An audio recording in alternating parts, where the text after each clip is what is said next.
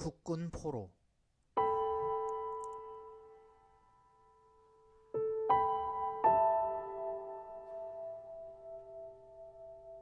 죽음의 행군.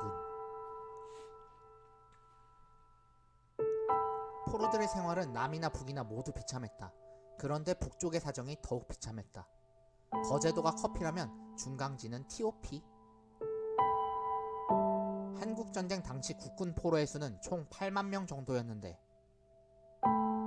이들 중 3만 명이 도중에 사망하고 8천 명만 고국으로 돌아왔고 나머지 4만 명은 돌아오지 못했다.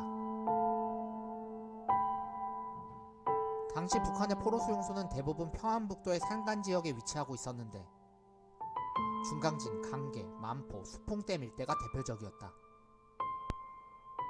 겨울에 영하 40도까지 떨어지는 혹한의 땅. 포로들은 붙잡히면 전선에서 수용소까지 무조건 걸어서 이동해야만 했다. 때문에 행군 자체가 지옥이었다고 생존자들은 증언한다. 행군의 사진이다.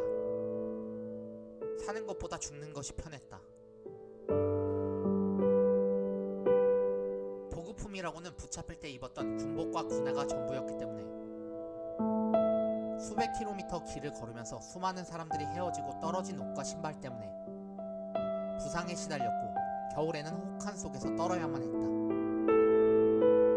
중공군에게 잡힌 국군 포로들. 끌려갈 때 처음에는 이런 여유도 있었지만 그 중에서도 식사는 최악이라서 하루 40km를 이동하면서도 옥수수 한 개로 겨우 하루의 끼니를 때웠다.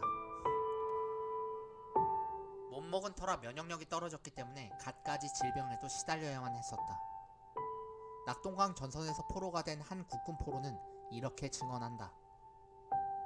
300명의 포로 중에서 수용소에 도착했을 때에는 생존자가 절반 정도밖에 되지 않았다. 읍내의 제1인민학교에는 국군 포로들의 시체가 마른 고기처럼 널려 있었다.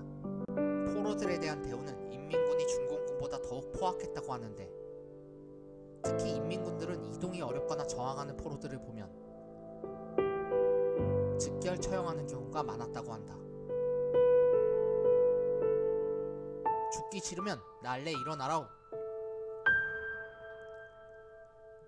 또 이동하는 도중에 미군의 폭격으로 희생되는 경우도 적지 않았다. 국군 포로들의 생활.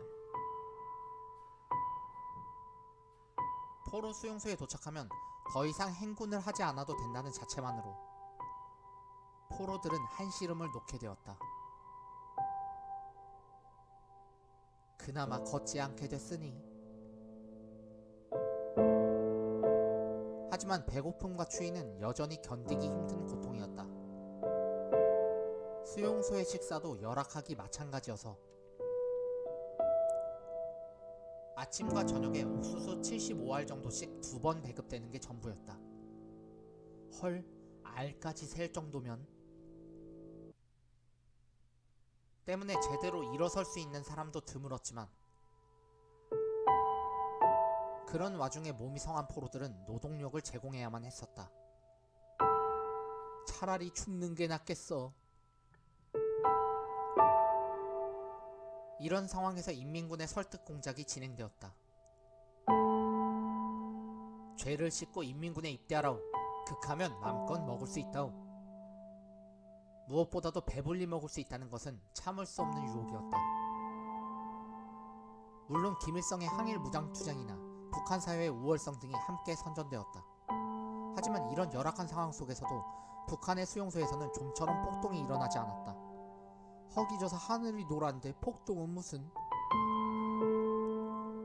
그렇게 따지면 거제도의 포로들은 폭동할 힘이라도 있었던 것이다. 결국 상당수의 국군 포로들이 삶과 죽음의 경계에서 인민군에 자원 입대하는 길을 택하게 된다. 북한은 이들을 해방전사라고 치켜세우며 부족한 병력에 충원했다. 하지만 이런 선택 때문에 이들은 전쟁이 끝나도 영영 돌아갈 수 없는 몸이 되어버리고 말았다. 그렇다고 북한에서의 대우가 좋았던 것도 아니었다. 전쟁이 끝나고 이들은 모두 북한의 국민이 되었지만 국군 출신이라는 주홍글씨 때문에 체제 불안 세력으로 지목되어 끊임없는 감시와 차별을 받는 대상으로 전락하고 말았고, 대부분 광산 노동자, 건설 인부 등으로 강제 노역에 종사해야만 했었다. 국군 포로 출신으로 아오지 탄광에서 일했던 한 탈북자의 증언이다. 지하 400m 막장에 들어가면 숨쉬기도 바쁘지만 우리 포로들은 말 한마디 못하고 일하는 기계가 되어 묵묵히 일을 해야만 했다. 사람들은 우리에게 똥갓나 새끼라고 손가락질을 했다. 하지만 남한에서도 이들 국군 포로에 대한 시선은 좋지 못했다.